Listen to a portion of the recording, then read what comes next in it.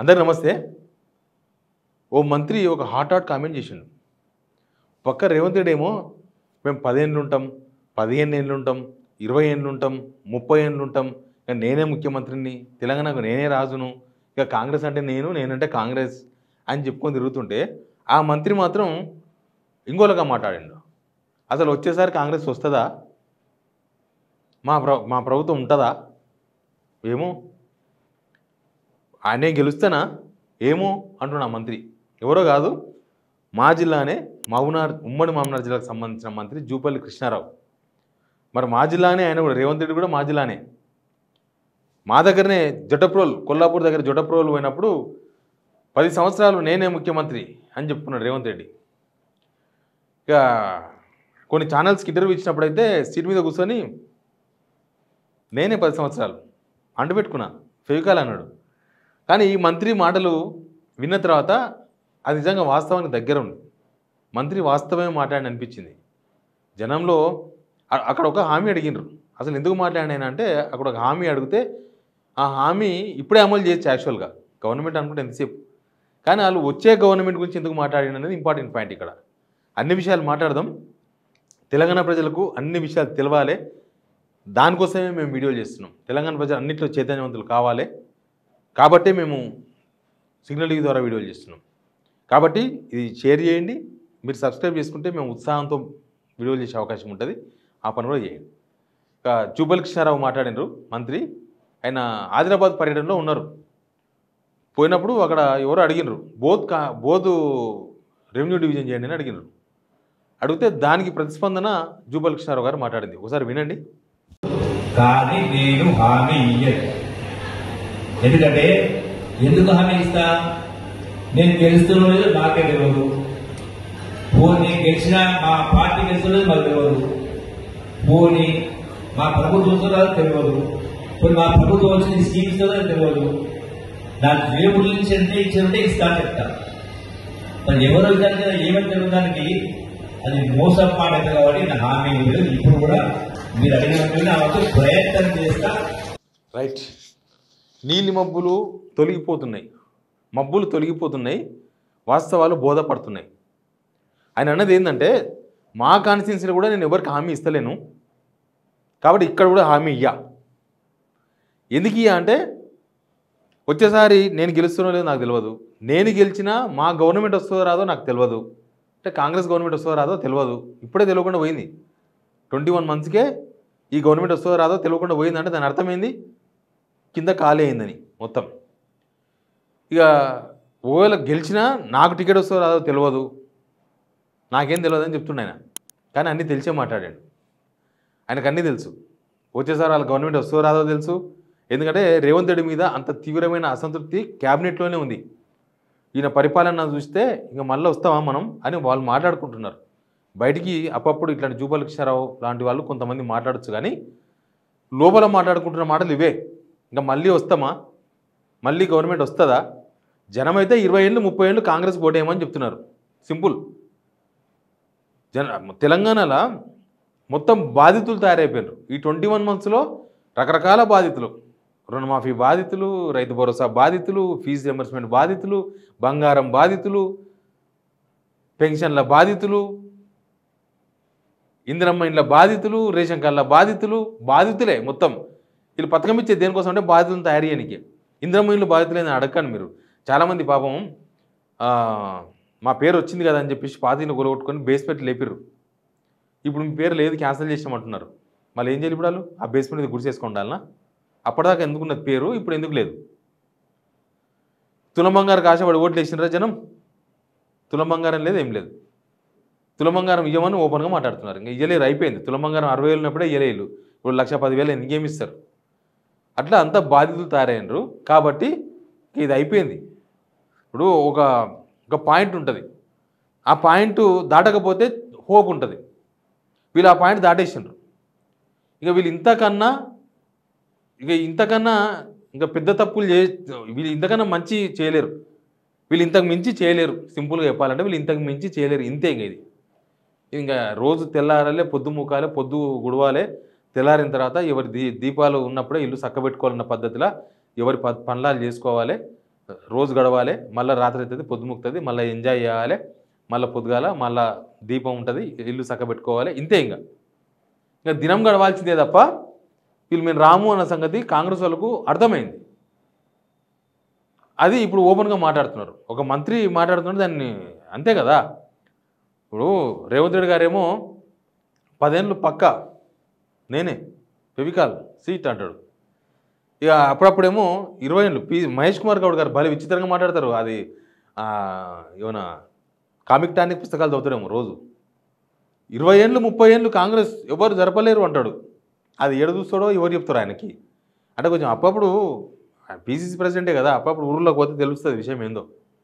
ఊర్లోకి పోతే అసలు ఏమవుతుందో, అసలు రికాల్ అనే సిస్టమ్ కనుక ఉంటే ఈ గవర్నమెంట్ని ఇయ్యాలని కూలగొడతారు జనం. అట్లుంది, ఎవ్వరు కూలగొడరు, జనమే.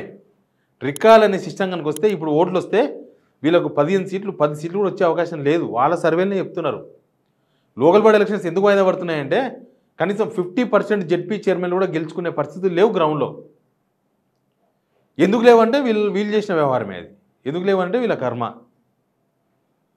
అసలు పోయిన గవర్నమెంట్ మీద ఎలక్షన్స్ ముందు ఉన్న కోపం కన్నా ఇప్పుడు రెట్టింపు కోపంతో ఉన్నారు ఈ గవర్నమెంట్ పైన జనం.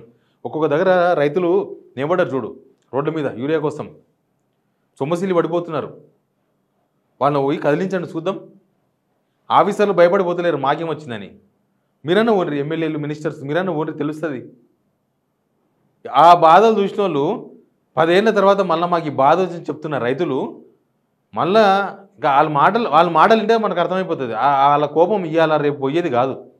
ఎప్పుడు లోకల్ బాడీ ఎలక్షన్స్ పెట్టినా వాళ్ళు చిత్తగొట్టడానికి రెడీ ఉన్నారనిపిస్తుంది. వాళ్ళ మాటలు, వాళ్ళ అసంతృప్తి, గవర్నమెంట్ పైన పెట్టుకున్న ఆశలు మొత్తం అడియాశలు అయిపోయినాయి. వాళ్ళందరూ ఈ గవర్నమెంట్ మీద ఎందుకు కోపం వచ్చిందంటే వాళ్ళంతా ఎన్నో హోప్స్ పెట్టుకొని గవర్నమెంట్కు రావాలి, ఇంకా కాంగ్రెస్ రావాలని ఓట్లు ఇచ్చిండ్రు. ఒక్కొక్కరు 10 ఓట్లు ఇప్పించిండ్రు ఊళ్ళో. చుట్టాల ఓట్లు, పిల్లల ఓట్లు, ఇంట్లో ఎంతమంది అంతమంది రేట్ మేము కాంగ్రెస్కి వేస్తాం ఇస్తారని బందోబస్తుకి వేసారు. వేసిన తర్వాత వీళ్ళు చుక్కలు చూపించి స్టార్ట్ చేశారు. ఇప్పుడు జూబల్ కృష్ణారావు మాట్లాడింది కదా, ఖండించమని ఎవరు ఖండిస్తారు? జూబల్ కృష్ణారావు మాట్లాడింది తప్పైతే ఖండిస్తారు, కరెక్ట్. కాబట్టి ఇప్పుడు ఎవరు ఖండించలేరు, అయిపోయింది. ఖండించేది ఏం లేదు. ఇంకా వాళ్ళ మినిస్టర్ కదా మాట్లాడింది. ప్లస్ సీఎం సొంత జిల్లా మినిస్టర్, ఎవరో పక్క జిల్లా అయినో లేకపోతే ఇంకో జిల్లా అయినా కూడా కాదు, సొంత జిల్లా, సొంత ఉమ్మడి జిల్లాకు సంబంధించిన మినిస్టర్ జూబల్ కృష్ణారావు మాట్లాడిందంటే దానికి అర్థమైంది. మా మామనాడు జిల్లాలో కూడా అంతే దారుణంగా ఉందని అర్థం. కొల్లాపూర్లో గెలుస్తున్నావు గెలవనో అంటే దాని అర్థం ఏంది? మా మామనాడులో కూడా మళ్ళీ ఎవరు గెలుస్తారో ఎవరు గెలవరో ఎవరికి తెలియదు. ఎమ్మెల్యేలు కూడా ఆల్రెడీ అంతే కన్ఫర్మేషన్కి వచ్చారు. చాలామంది ఎమ్మెల్యేలు ఓటీపీ ఎమ్మెల్యేలు. ఓటీపీ అంటే 5 minutes వ్యాలిడిటీ ఉంటుంది, వీళ్ళు 5 years వ్యాలిడిటీ ఉంటుంది అంతే. అట్లా ప్రతి ఒక్కరికి విషయం అర్థమైపోయింది, మేము ఉండం. కానీ విజన్ మాత్రం 2047 వరకు తెలంగాణను ఏమో చేస్తారంట. మనం 2025లో ఉన్నాం. అందుకే అన్నాను 2026లో వీరు ఉండరో తెలియదు. 2026లో ఉండరో కూడా తెలియదు. వీళ్ళకే తెలియదు ఎప్పుడు ఏ క్షణంలో ఏం జరుగుతుందో, అంతర్గత సిచ్యువేషన్ ఏందో జూపల్ కృష్ణారావు గారు మాటల ద్వారా బయటపెట్టినారు. ఇప్పుడు గ్రూప్ 1 ఇష్యూ వచ్చింది కదా, పిల్లలకు ఉద్యోగాలు ఇచ్చే ఇష్యూ వచ్చింది కదా, ఎవరైనా మాట్లాడుతుండ్రా? ఎందుకు మాట్లాడతలేరంటే పొద్దుముక్కలు తెలారాలే, పిల్లలే ఊపుకుంటారు. ఎరువు గురించి ఏమైనా మాట్లాడుతున్నా? పాపం మొత్తం వరి పొలాలంతా ఎరుపెక్కినాయి, యూరియా లేక. ఎవరైనా మాట్లాడుతుండ్రా? అంతే. అది ఎరుపెట్లెక్కిందో, గ్రూప్ 1 ఎట్లయితే చెంపపెట్టిన తీర్పు వచ్చిందో వీళ్ళ వ్యవహారం ఇంతే. ఇంతకు మించి ఒక బాధ్యత ఉంటే, అరే మన ఇంట్లో మన వాళ్ళు ఏం తింటున్నారు, వాళ్ళకి పిల్లలకి ఏమైనా స్కూల్ ఫీజులు కట్టాలన్నా, లేకపోతే వాళ్ళకి ఏమైనా వేయాలన్నా, పండగ వచ్చింది బట్టలు ఇప్పియాలన్నా అని బాధ్యత ఉన్నోడు చేస్తాడు. బాధ్యతలో ఉన్నోడు ఏం చేస్తాడు? బలాదూర్ తిరుగుతాడు. ఇది ప్రస్తుతం వీళ్ళు బలాదూర్ వ్యవస్థ. ఈ ప్రజాపాలన కాదు, బలాదూర్ వ్యవస్థ. మంచిగా ఢిల్లీ పోవాలి, 3 రోజులు ఉండాలి, నిమ్మలంగా తినాలి, ఉప్పుకారం వేసుకొని తినాలి, పండుకోవాలి, వచ్చి ఏదో రివ్యూ అనాలి, పండుకోవాలి, ఇంతే. ఆయన డిపార్ట్మెంట్లే దిక్కులేదు. పోలీస్ డిపార్ట్మెంట్ అని చెప్పినా కదా, బోధనలన ఎక్కడనో ఒక ఎన్ఐఏ వాళ్ళు అరెస్ట్ చేసింది నిన్న, ఒక తీవ్రవాద లింకులు ఉన్నాయి. అది కూడా మన పోలీసులకు తెలియదు, మన హోమ్ మినిస్టర్ రేవంత్ రెడ్డి కూడా తెలియదు. మొన్న మహారాష్ట్ర పోలీసులు డ్రగ్స్ తయారు చేసే కంపెనీ, ఈయన ఉక్కు పాదం మోపుతా, ఇనుప పాదం మోపుతా, నేను మొత్తం ఇత్తడి పాదం మోపుతా అని ఇంట్లో అనుకోండు. మోపింది లేదు, చేసింది లేదు. మహారాష్ట్ర పోలీసులు వచ్చి మొత్తం లేపుకొని పోయినారు. ఈయన ఉక్కుపాదం వేసే లోపలనే వాళ్ళు మొత్తం తీసుకొని పోయినారు వ్యవహారం అంతా. సిగ్గుపోయింది. ఇట్లాంటి అడ్మినిస్ట్రేషన్ లేకపోతే ఇట్లాంటి కార్యక్రమాలు ప్రభుత్వ పాలన ఉంటే మళ్ళీ గవర్నమెంట్ వస్తుందా? గవర్నమెంట్ రావాలంటే అడ్మినిస్ట్రేషన్ అనేది మంచిగా ఉండాలి. 3 ఉండాలి యాక్చువల్గా. అడ్మినిస్ట్రేషన్ మంచిగా ఉండాలి, సేమ్ టైం డెవలప్మెంట్ జరగాలి, మూడోది ప్రభుత్వ విధానాలు బాగుండాలి. వీళ్ళు మూడిట్లో ఏం చేస్తున్నారు? అడ్మినిస్ట్రేషన్ ఎప్పుడో దొబ్బింది. వీళ్ళు ఎంత తెలివిలో తెలుసా? చెట్టు మీద కొమ్మ మీద కూర్చొని కొమ్మ నరుకుంటారు చూడు, వాళ్ళని ఏమంటాం? మూర్ఖులు అంటారు. కొమ్మ మీద కూర్చొని కొమ్మ నరుకున్నాను మూర్ఖులు అంటారు. తెలుగు మన చదువుకున్న చదువులు అదే ఉంది. వీళ్ళు సెక్రటరీ చుట్టూ ఉన్న ఇంటర్నెట్ మొత్తం కనెక్షన్ కట్ చేస్తున్నారు. సెక్రటరీకు ఇంటర్నెట్ లేదు 2 రోజులే. సెక్రటరీ మొత్తం స్తంభించిపోయింది, పరిపాలన స్తంభించిపోయింది. రేవంత్ రెడ్డి ఇంటికాడ వండుకుంటూ మినిస్టర్లు ఇడ వండుకుంటారో ఏమో తెలియదు. ఎవ్వరు సెక్రటరీకి వచ్చిందే లేదు. సెక్రటరీ ఆఫీసర్లు కూడా మంచిగా గుర్రు పెడుతుండ్రు, ఎట్లా ఇంటర్నెట్ లేదు మనం చేసేది ఏం లేదని. ఇప్పుడు ఇంటర్నెట్ లేకపోతే ఇంట్లోనే మనుషులు ఏం చేయలేదు, పని ఉంటలేదు. ఇంకా ఫోన్తో పని పడేస్తున్నారు ఫోను. ఇంటర్నెట్ లేకపోతే ఏం చేస్తారు? సెక్రటరీ ఏం పని ఉంటుంది? పోయింది. అప్పులు పెంచుతూనే ఉన్నారు. అడ్మినిస్ట్రేషన్ ఐఏఎస్లు ఎవరు తిప్పాలి వాళ్ళే, ఎవరు పనాలు చేసుకుంటున్నారు. మాకు ఇక్కడ గవర్నమెంట్ ఉన్నట్టు లేదు అసలు, ఏదో రాష్ట్రపతి పాలన ఉన్నట్టే ఉంది. ఇక్కడ రాష్ట్రపతి పాలన ఉంటే ఇంతకన్నా బెటర్ ఉంటుంది, ఇంతకన్నా చాలా బాగుంటుంది. ఇంకా సంక్షేమం ఎట్లా లేదు, సంక్షేమం ఎప్పుడో అటకెక్కిచ్చేసి నిమ్మలంగా ఉన్నారు. ఇన్ఫ్రాస్ట్రక్చర్ డెవలప్మెంట్ ఏం లేదు, ఇంకేమున్నాయి? అడ్మినిస్ట్రేషన్ లేదు, స్కీమ్స్ లేవు, ఏమి లేవు. ఓన్లీ అప్పు ఒకటే మిగిలింది. అప్పులు చేయడం ఒకటే వచ్చి గవర్నమెంట్ ఇంకేం రాదు, ఇన్కమ్ పెంచుకోవడం కూడా రాదు. ఎనీవే జూపల్లి కృష్ణారావు గారు మొన్న కూడా ఒక మాట మాట్లాడిండ్రు. ఏమన్నారంటే గ్రూప్ 1 మీద కోర్టు తీర్పు ఇచ్చింది కదా, స్వాగతించిన ఏకైక మంత్రి జూపల్లి కృష్ణారావు. వెల్కమ్ అన్నాడు, స్వాగతిస్తున్నాం అన్నాడు. అది ఆయనకు సంబంధమే లేదు. ఆ డిపార్ట్మెంట్ అనేది కాదు, ఆయన పక్క డిపార్ట్మెంట్ అనేది కాదు. ఆయన స్వాగతించడానికి అర్థం ఏందో. ఈ గవర్నమెంట్ తప్పులు చేస్తుంది అన్న విషయం జనాలకు బాగా తెలుసు, మంత్రులకు కూడా బాగా తెలుసు. నెక్స్ట్ గవర్నమెంట్ కూడా వచ్చే పరిస్థితి లేదు.